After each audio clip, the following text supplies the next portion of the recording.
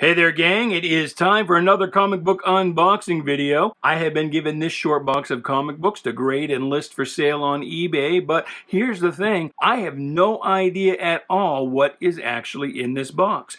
I'm not the person who parsed them out of whatever collection or collections they came to us in. What we're going to see will be as much a surprise for me as it is for you. So if you like comic books, stick around. We are going to have some fun.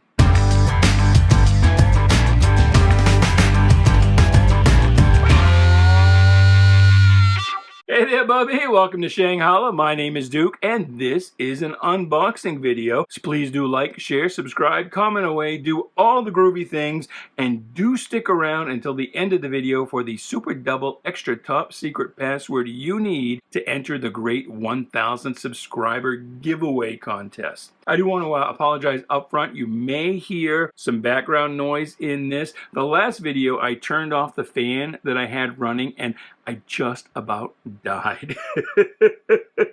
One reason I do not show my face on video is because I am a fat boy, and hot weather does not agree with me and my kind of hairy semi-Franco state. So I had to turn the fan back on, so I apologize if there is any undue noise. Let me know in the comments if you can't deal with it, and maybe there's something I can do in the future, like maybe recording these videos inside a refrigerator box. I don't know. Also, this is a new location, as I mentioned in the last video, so let me know about lighting, sound, all that kind of stuff, if there's anything that's not working for you. Beyond that, let's not waste any time. Let's get right to it. And I do have my Legion flight ring back. I forgot it in the last video. I felt kind of naked throughout that video, but hey, we're all set up, good to go. So grabbing these books, as I said, I have no idea what's here, but just looking at the edges of the books there in the box, I'm guessing this has a very Copper Age feel to me. And that, oh, there you go. That seems to be it right there, right from the very top book. Let's see if that holds throughout this box or if there's anything else. This is Marvel Team Up number 150, last issue of that series. Marvel Tales 209, that is representing, as it says here, the first appearance of the Punisher. Marvel Tales, of course, reprinted old Spider-Man stories. Captain America Annual number 8, very popular. The Cap Wolverine Battle with a gorgeous Mike Zeck cover. Cap 307. Now, I have to admit that I don't know quite on these Cap issues around this era what the key is for each issue. I have to keep looking it up, and then I forget. But that's clearly something with Nomad. That might be the first. What was his name? He was adapted in the Falcon and Winter Soldier series as a chick, and I forget what his name was. World Smasher, something like that. It's a great Mike Zeck cover. Look at that. That's fantastic. That's fantastic. 333. I think this might be the first. I want to say Paul Walker. That's not right. That's the Fast and Furious guy. What's his name? Roger Walker? Walker, something. I'll look it up and put it on the screen. You probably already know. This one, I think, is the first appearance of this fella as Bucky. He would later become, what? Battlestar? Is that right? This, I think, is the first appearance of Steve Rogers as the Captain. And this also is... I think that's a reproduction, not a reproduction, but an homage to Avengers. Is it Avengers 4? I forget. This one always ends up in the singles box, and I keep telling the owner to stop doing this. This book will only, when we sell a book as a raw single, a one book lot, uncleaned, unpressed, just that one book, we're hoping it will sell for at least $10. This never does. This always goes for like $2 or $3. It's because it's got this version of Ms. Marvel and She-Hulk, but mostly because of the Ms. Marvel, who was only a thing for like a hot second. So there's that. Here's from the Walt Simonson run of Thor, number 372, 371. These don't do that well. I mean, really, apart from the first early issues of Beta Ray Bill, the Simonson run really doesn't sell that well, frankly. It should. It's a great run, but I don't know. Maybe because it's too available in trades, maybe? I don't know. This one does well. This is an easy $10 book all day long. Spider-Man versus Wolverine. Here's some older stuff. Now we're getting into the Bronze Age. There's an Electro cover, Amazing Spider-Man number 82. That should do okay. 102. I always make fun of this being the Morbius's ass picture. It's the second appearance of Morbius. If we had 101, the first appearance, I'm sure that went right straight to CGC. The big books are picked out of the collections we buy. They go to CGC. We have these singles that we sell on eBay and also on Whatnot. On eBay, the username is .com Comics. On Whatnot, it is Sell My Comic Books. And the websites are .comcomics.com and sellmycomicbooks.com. Here's 105. 108, and these are easy singles all day long. These will be at least $10. This one's a little lower grade. If I had some other low grade Spideys in this box, I use the past tense, but I should say have. I don't know yet. But if I have, then what I would do is I would probably pair 3 or 4 issues into a lot of lower grade stuff. But if they're in semi decent shape, like this one, that's still an easy. That's an easy $10 book. So that was number 142. Let's pull out the next stack. Let's see what we've got here. Again, these amazing Spideys. Pretty much all the way up to 212 or so. You can sell easily as a single as long as they're in, 6, 5, 7 or better. Here's the Spider-Mobile. Everybody loves the Spider-Mobile. And look, just like Spidey, it can climb up walls. Nightcrawler. So that was one of his first appearances outside of the X-Men book. Still pretty, the new X-Men were still pretty new at this time. This issue, I mention this every time, but you got to be careful. Once you've handled enough comic books, you can kind of tell by feel if it's missing pages. This one always feels like it does, but it never is. There was something about the paper stock of this particular issue. It feels thin. And go ahead and count them anyway, just to be sure, but generally the pages are all there. Here's a nice Kingpin cover. And this one always cracks me up. Just it looks like Kingpin is asking Spidey to do something, I don't want to say unnatural. An increasing percentage of the population would be pretty hip to it, but you know what I'm saying. You know what I'm meaning.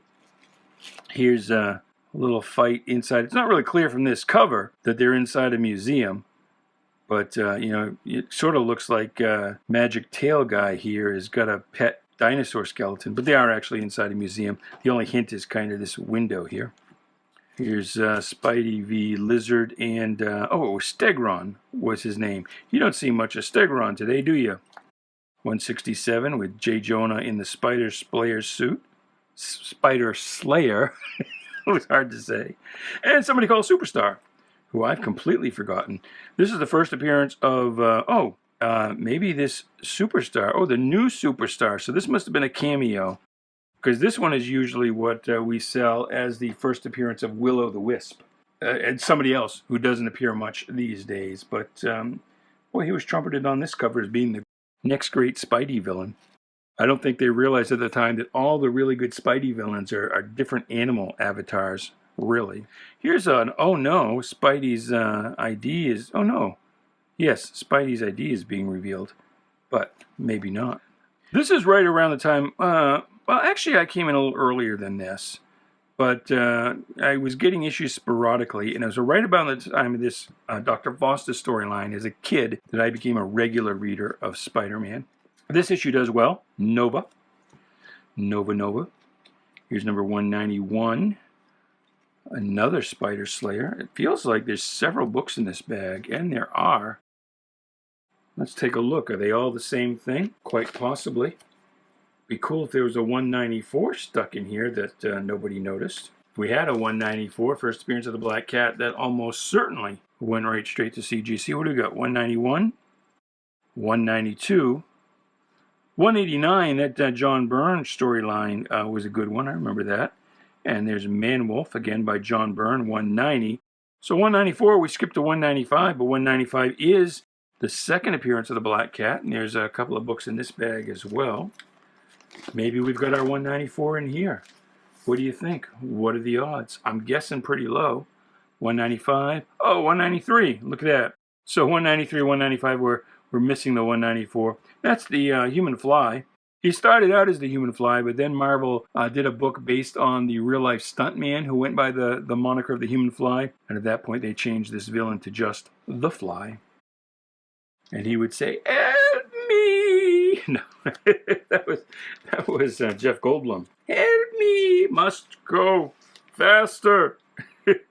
Rocket Racer. This one's pretty low grade. I don't know how well you can see it, but it's not low grade, but mid grade, which is essentially low grade for this vintage, late 70s.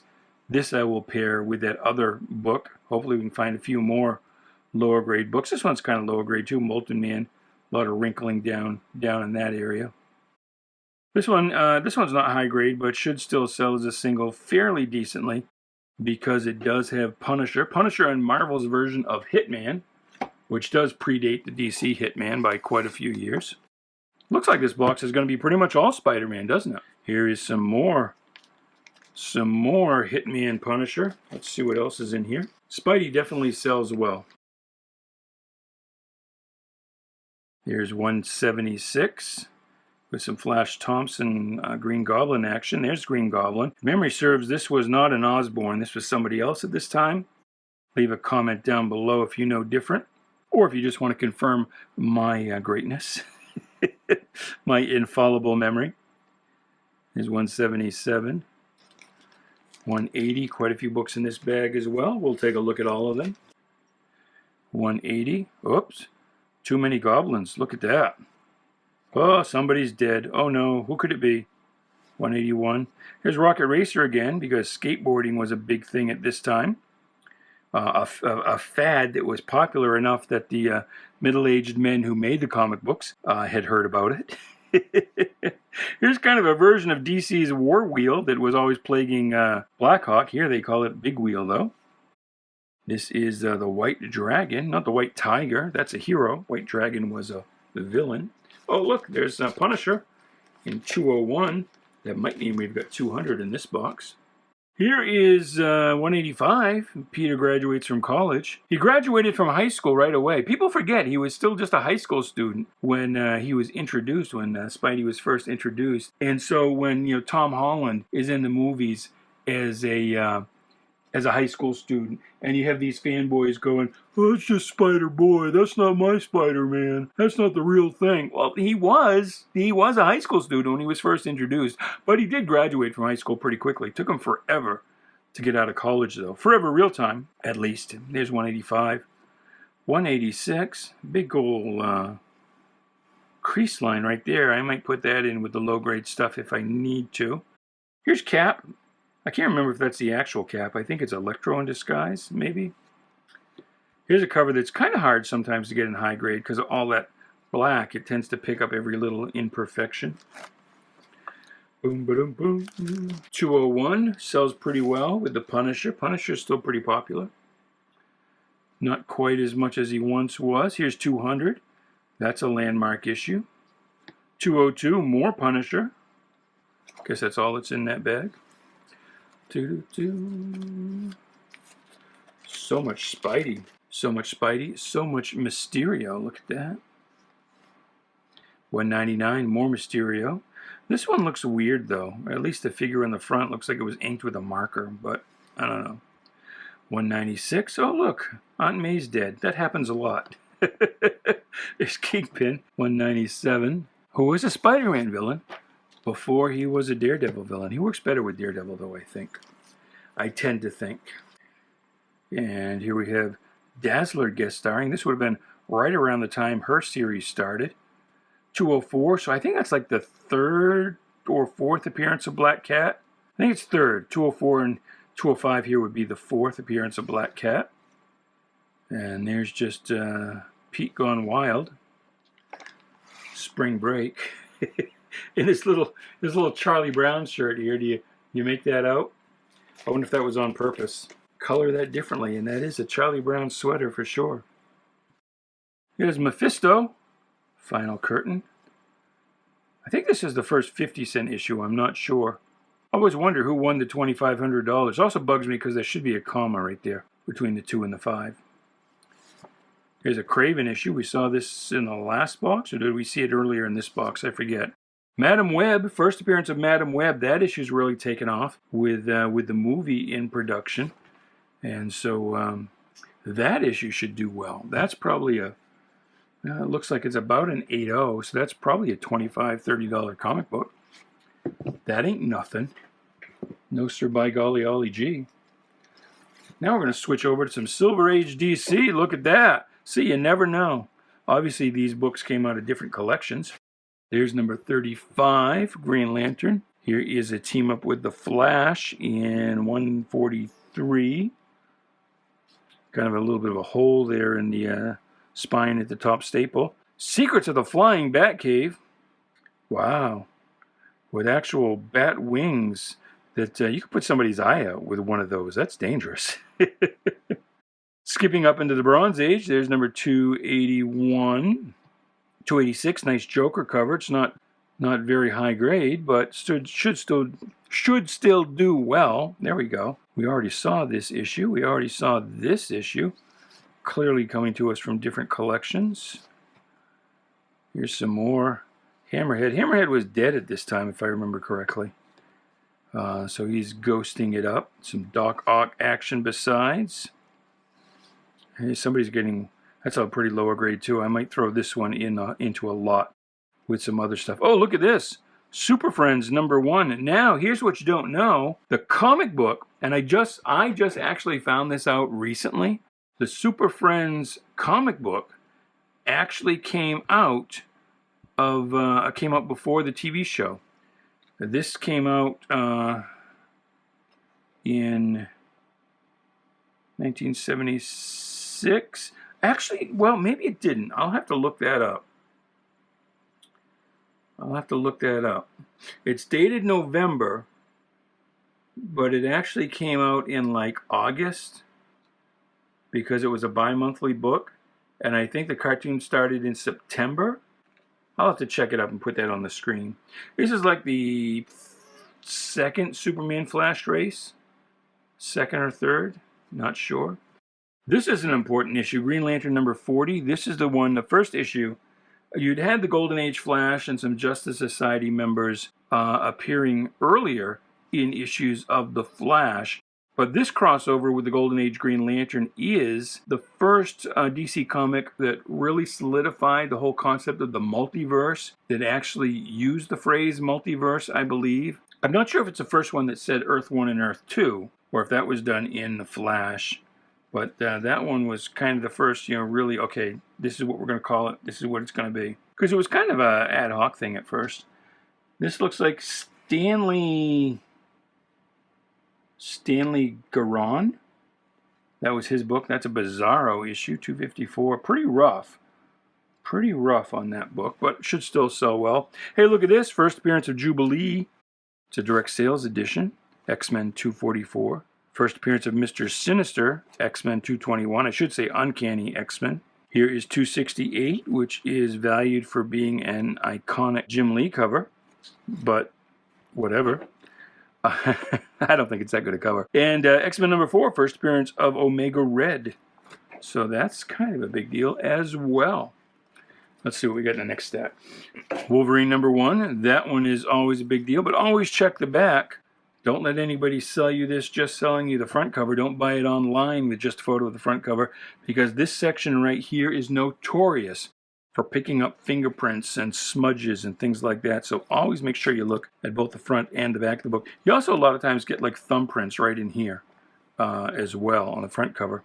This is the first Saber-tooth Wolverine battle. Hard to find in really high grade. Kind of the paper stock they were using at this time. This kind of, it doesn't really yellow, but it just sort of, it not really browns either. It just ages. The paper, the white just kind of ages here. It's hard to get one that's, really super brilliant white. Well, not hard, but, not as common. Spider-Man 2099, number 1. That's a good seller. New Mutants Annual number 2. First appearance of Psylocke in the U.S. She first appeared in the Marvel UK books, where she is, of course, the sister of Captain Britain. That is X Factor number 6, first full appearance of Apocalypse.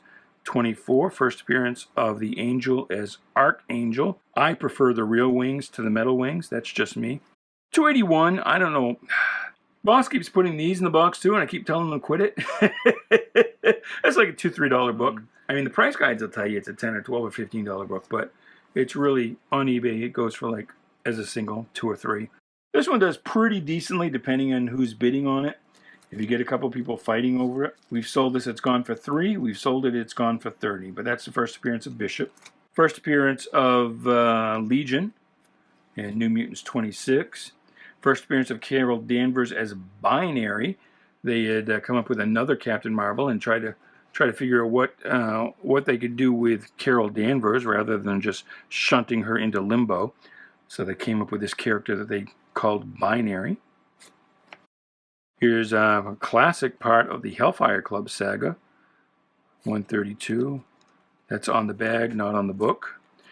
Part of the Dark Phoenix saga, which is, of course, also part of the Hellfire Club saga. 136, that's the Dark Phoenix. That's the one, I think, where she kills that whole planet of people.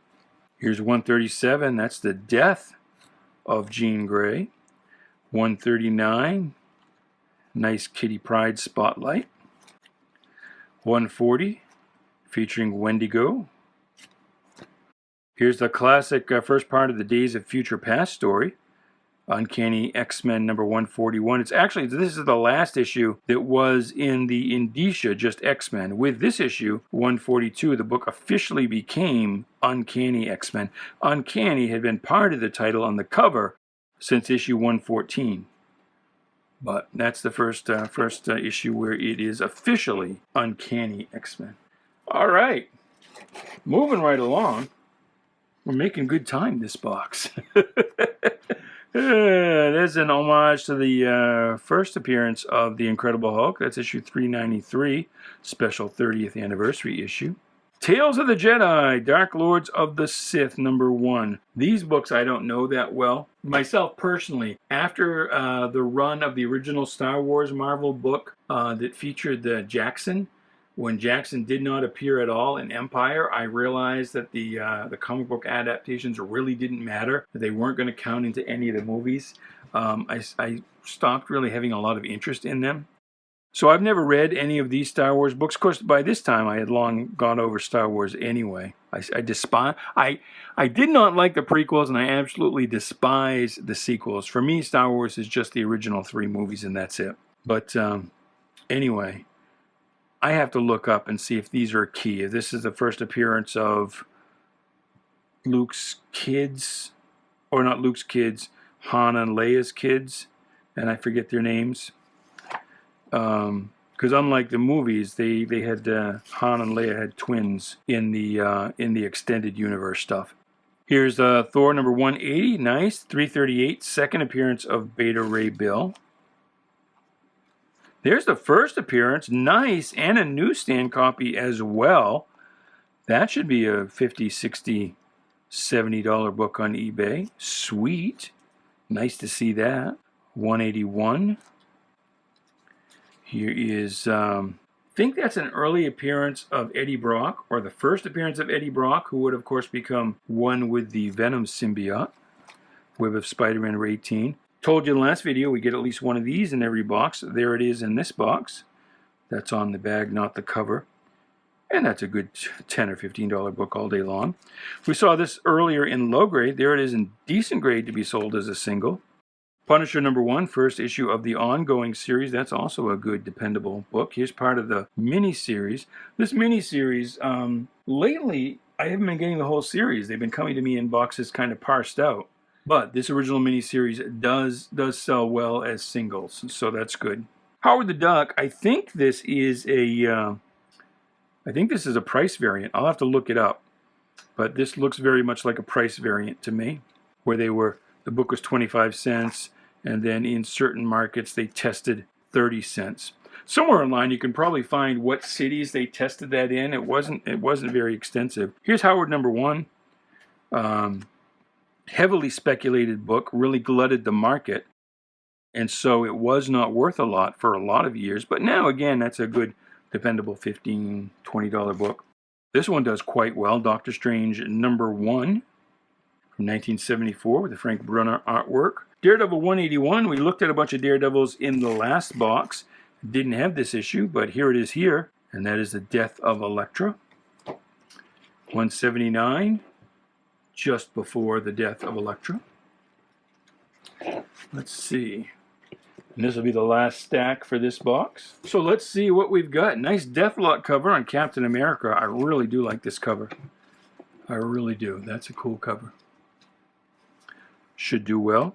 The Punisher Awkward Pose cover. 241. Amazing Adventures. That's, I think, the second or third appearance of the Beast, Hank McCoy, in his Beast like not personification, body type dysmorphia. There you go. His body dysmorphia. I'm old. I'm grasping for a word. I can't think of the word I want to say. But the interesting thing is, notice he's gray here. He was gray for his first several outings before they turned him blue. And to me, this is how he should look in the movies. The blue fur is kind of a misnomer. That's just a coloring convention, so it doesn't wash out on the page, all that gray and black. Here is Avengers 181, first appearance of Scott Lang, just kind of like a 2 or 3 panel cameo before he would make his first appearance as Ant-Man. Watchmen number 1, that's a good solid seller. Feels like there's multiple books in there. There is another book in there. What do you think it is? You think we got 2 in number 1, or is it a number 1 and a number 2? Let's take a look. There's number 1. It's another number 1. Nice. Kamandi, The Last Boy on Earth. This is a fun series, and I'm surprised that DC does not try and adapt this as a movie. If I was advising, what's his name? That's the head of Discovery. I would tell him you need to make a Kamandi movie. That would be hot stuff, for sure. This, unfortunately, look what some little hellion did to this. This, I think, I don't know. It's in fairly decent shape. It's got a couple of rips here. But obviously, Bill, whose last name must start with B, B, he colored in beards, colored in the costumes, colored in the boots, colored in the logo. That really f***s up this book that would otherwise be not that bad. Not that bad. My first instinct was to go screw it, throw that in the dollar box, but I don't know, I might try it on eBay. I don't think it's going to get $10 though, with all that graffiti on it. I would hang on to it and sell it in if I have some of the other boxes I'm working on today. I'll be unboxing several boxes today, and then working on the grading. If I've got a bunch of other low-grade Flash issues, I might throw that in. Here's Dark Knight Returns, number 1. And when I open that up, I will have to check the printing inside to see if it's a first, second, third, fourth. There's number 2. Number 3. We got a couple number 3s here. Yep, they're both in the same bag. Number 4, if I recall, only had 1 printing. Here's Demon number 2. That's nice. Very nice. Demon number 3. Not sure where 1 went. This one's not super high grade, but that is a nice Ra's al Ghul appearance. Not his first appearance, but an early one nonetheless. Looks like it's got a bit of a subscription fold here. And if you don't know a subscription fold, back in this era, comic books, when they were sent in the mail, if you had a subscription, they would actually fold the book in half and then put it in a brown wrapper that would have the mailing label on it.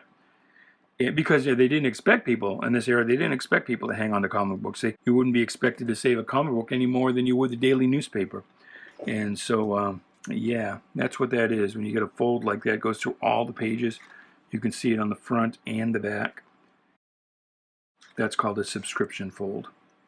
And usually you can't get a book much over a very good 4.0 with a subscription fold, even if it's fairly pristine everywhere else. The other thing about this, though, this is a Neil Adams cover and story. Neil Adams artwork inside as well. And here is an appearance of Catwoman in her little used green costume. One of her rare Silver Age appearances. Catwoman really didn't appear that often in the Silver Age. Handful of times, half a dozen maybe, less than that. I don't think this is the first one, but it's one of few. And that's it. That's that box. I will finish grading those up. So I'll tell you what, in honor of Catwoman, Let us make the double extra super top secret password for this video, the password that you will need to leave in the comments below, either as part of whatever other comment you might like to leave, or just all by itself, just that. Use the code word CATBOOGER. CATBOOGER. You know, with like the 2 or 3 month gap in making videos that I had there, and then however long it was that we've been running this contest, because the channel's growing pretty slowly. I think I started it when I had about 750 subs, and the goal is to get to 1,000. I can't even remember why boogers are part of everything. It's one of those things where you might say you had to be there, but I was there, and I can't remember why. But anyway, cat booger is what you want to leave in the comments, and that will enter you into the contest, the great 1,000 subscriber contest. As I film this, we're about 100 subs away. We're at about 890 something right now. So there you go. That's it. That's everything. Until next time, my friends. Goodbye, good luck, and please be good to each other.